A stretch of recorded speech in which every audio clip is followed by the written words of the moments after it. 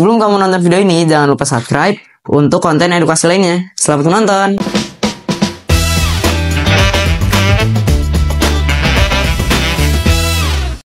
Nah, kalau menurut Kak Surya nih, kira-kira apakah organisasi itu merupakan tempat yang baik untuk mengembangkan skill berkomunikasi?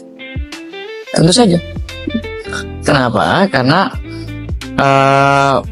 ketika kita, makanya tadi kakak bilang kenapa kita mesti bisa berkoordinasi, itu karena salah satunya adalah gini.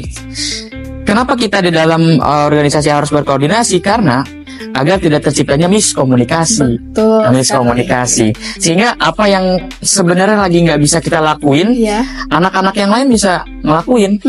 Nah, makanya itu dari situlah muncul makna atau manfaat. Ya pokoknya makna, secara makna organisasi itu apa sih? Berarti kita kan nggak sendiri kan?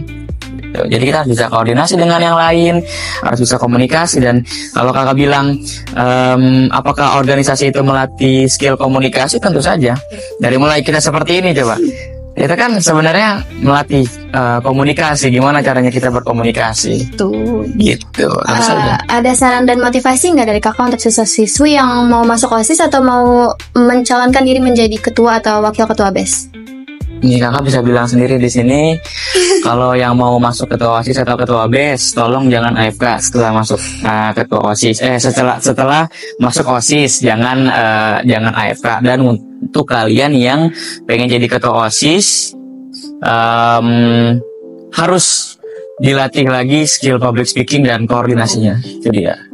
Oke. Seperti itu. Nah, setelah kamu menjabat dan sudah keluar juga ya, kira-kira perubahan apa sih Kak yang di dalam diri kamu ketika dulu kamu menjabat nih, terus setelah nggak menjabat tuh kira-kira ada perkembangan nggak sih ke dalam bersikap gitu, dalam manajemen waktu? Kalau dibilang perbedaan dan perkembangan yang kakak rasakan sendiri setelah keluar dari BES, kemudian kakak nanti menjabat sebagai OSIS di sekolah kakak sekarang, tentu saja kakak alhamdulillah ya belajar lagi tentang gimana caranya kita berbicara dengan yang lain, bagaimana caranya kita untuk nggak dingin gitu loh. Oke lah, mungkin in some occasion di hal lain kita mungkin bisa oke lah nih anak emang cuek, stylenya emang cuek, emang nggak terlalu bisa bicara. Tapi mungkin kalau di organisasi kita nggak boleh seperti itu deh lah. Kita mesti bisa harus komunikasi sama yang lain gitu. Dan kakak sendiri alhamdulillah sudah belajar tentang public speaking, tentang speaking, dan tentang gimana sih caranya agar kita nggak AFK gitu di dalam organisasi gitu. Oke Kak, segitu dulu mungkin ya. Makasih Kak udah datang. Sama-sama.